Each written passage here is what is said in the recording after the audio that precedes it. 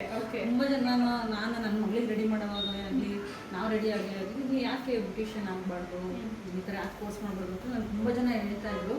But ನಾನು ತುಂಬ neglect ಮಾಡಿಕೊಂಡು ಇಲ್ಲಿವರೆಗೂ ಬೇರೆ ಬೇರೆ ಆ್ಯಕ್ಚುಲಿ ನಾನು ತುಂಬ ಓದಿರೋದು ಕಮ್ಮಿ SSLC ಅಷ್ಟೇ ನಾನು ಮಾಡಿರೋದು. ಹಂಗಾಗಿ ನಾನು ಎಲ್ಲರಿಗೂ ಹಿಂದೆಯಿಂದನೇ ಒಂದೇ ಮಗಳಿದ್ದಾಳೆ ತುಂಬ ಅಂದರೆ ಸಮಾಜದಲ್ಲಿ ಸಖತ್ತು ಎಲ್ಲ ಬರೀ ನೆಗೆಟಿವೇ ಹೇಳ್ತಾರೆ. ಯಾರು ನೀನು ಮುಂದೋಗಿ ಮಾಡಿ ಮತ್ತೆ ಅಂತ ಯಾರು ಹೇಳಲ್ಲ. ಆದರೆ ನಮ್ಮ ಹಸ್ಬೆಂಡ್ ತುಂಬಾ ಸಪೋರ್ಟಿವ್ ಆಗಿದ್ದಾರೆ. ಹಂಗಾಗಿ ನಾನು ಇದೊಂದು ಇಲ್ಲ ಇದು ಮಾಡಲೇಬೇಕು, ನೀನು ಮಾಡು, ನಾನು ಏನೇ ಇದು ಮಾಡಿದ್ರು ನಾನು ಸಪೋರ್ಟ್ ಮಾಡ್ತೀನಿ ಅಂತೇಳಿ ಅವರು ಅರುಣ್ ಮ್ಯಾಮ್ ಅವ್ರ ಹಸ್ಬೆಂಡ್ ಇದು ಮಾಡಿ ನಮಗೂ ಹಂಗೆ ಕಳಿಸಿದ್ದಾರೆ. ನನಗೆ ಏನೂ ಗೊತ್ತಿಲ್ಲ ಇದ್ರ ಬಗ್ಗೆ, ಫುಲ್ಲು ಝೀರೋ ನಾಲೆಡ್ಜ್. ಝೀರೋ ಇದೆ ಏನ್ ಗೊತ್ತಾ, ಮುಂದಕ್ಕೆ ಹಿಂದಕ್ಕೆ ನಾನು ಏನ್ ಬೇಕಾದ್ರೂ ಹಾಕ್ಬೋದು. ಝೀರೋ ಇಲ್ಲ ಸ್ವಲ್ಪ ಕಷ್ಟ ಆಗುತ್ತೆ ಟು ಬಿ ಫ್ರಾಂಕ್. ಯಾಕೆಂದ್ರೆ ಅವ್ರದ್ದು ಏನೋ ಒಂದಿರುತ್ತೆ, ನಾನು ತೆಗೆದು ಹಾಕ್ಬೇಕಂದಾಗ ನನಗೆ ಪೇಷನ್ಸ್ ಜಾಸ್ತಿ ಬೇಕು.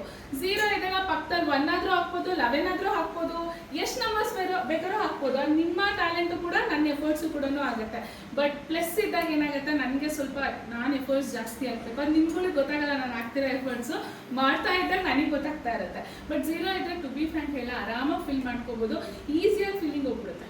ಅಂದರೆ ನಾನು ಏನು ಹೇಳ್ಕೊಡ್ತೀನಿ ಅಷ್ಟೇ ನಿಮ್ಮ ತಲೆಯಲ್ಲಿ ಇರುತ್ತೆ, ಎಲ್ಲ ಫೀಲಿಂಗ್ ಚೆನ್ನಾಗಿರುತ್ತೆ. ನಿಮಗೆ ರಿಲೇಟೆಡ್ ಆಗ್ಬೋದು ಅನಿಸುತ್ತೆ. ನಾವು ಹೆಣ್ಮಕ್ಳು ಏನೇ ಒಂದು ತೊಗೋಬೇಕು ಅಂತಂದ್ರೂ ಹಸ್ಬೆಂಡ್ ಏನೋ ಅವ್ರು ಏನೇ ಅವ್ರನ್ನ ಗಂಡ ಅಂತ ಒಪ್ಕೊಂಡ್ರು, ಏನೇ ಲವ್ ಮ್ಯಾರೇಜ್ ಆಗಿದ್ರು, ಏನೇ ಪ್ರೀತಿ ಇದ್ರೂ ಕೆಲವೊಂದು ಇದನ್ನು ಏನೋ ತೊಗೋಬೇಕು, ಏನೋ ಇಂಡಿಪೆಂಡೆಂಟಾಗಿ ನಾವು ಜೀವನ ಮಾಡಬೇಕು ಅಂತಂದರೆ ಹೆವಿ ಕಷ್ಟ ಇದೆ. ಆ ಒಂದು ಕಾರಣಕ್ಕೆ ಏನಾದರೂ ಆಮೇಲೆ ಇನ್ನೊಂದು ಮೇಯ್ನ್ ನಂದು ರೀಸನ್ ಅಂದರೆ ನಮ್ಮ ಮನೆಯವ್ರಿಗೆ ಹೆಲ್ಪ್ ಮಾಡಬೇಕು, ನಾವು ಏನಾದರೂ ಮಾಡಿ ಅನ್ನೋದೊಂದು ಸಖತ್ತು ನಮಗಿದೆ. ಅಂದರೆ ಫ್ರ್ಯಾಂಕಾಗಿ ಹೇಳ್ತೀನಿ, ನಮಗೂ ಸಾಲ ಇದೆ, ತೀರಿಸ್ಬೇಕು, ನಾನು ಮಾಡಬೇಕು, ಆ ಒಂದು ಥಾಟಲ್ಲೇ ನಾನು ಕಲಿಬೇಕು, ಉಳುಮೆ ಮಾಡಬೇಕು ಅಂತಲೇ ನನಗೆ ಬಂದಿರೋದು. ಒನ್ ಥಿಂಗ್ ನಾನು ಎಲ್ಲರಿಗೂ ಕ್ಲಿಯರ್ ಮಾಡ್ತೀನಿ, ನ್ಯೂ ಮೋಟಿವ್ ತುಂಬ ಗುಡ್. ಆ್ಯಕ್ಚುಲಿ ಒಂದು ಫ್ಯಾಮಿಲಿಗೆ ಸಪೋರ್ಟ್ ಮಾಡಬೇಕು, ನನ್ನ ಹಸ್ಬೆಂಡಿಗೆ ಸಪೋರ್ಟ್ ಮಾಡಬೇಕು, ಇಲ್ಲ ಮದುವೆ ಆಗಿದ್ದವರು ಅಪ್ಪ ಅಮ್ಮಂಗೆ ಸಪೋರ್ಟ್ ಮಾಡಬೇಕು, ಅದು ಗುಡ್ ಥಾಟ್ ಆ್ಯಕ್ಚುಲಿ.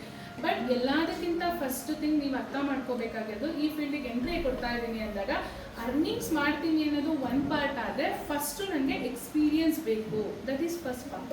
ಯಾರೇ ಆಗಿರ್ಬೋದು ನಿಮ್ಮ ಮೇಲೆ ಒಂದು ಫಾರ್ ಎಕ್ಸಾಂಪಲ್ ಒಂದು 20,000 ರೂಪಾಯಿ ಆರ್ಡ್ರ್ ಅಂತ ಅಂದ್ಕೊಳ್ಳಿ.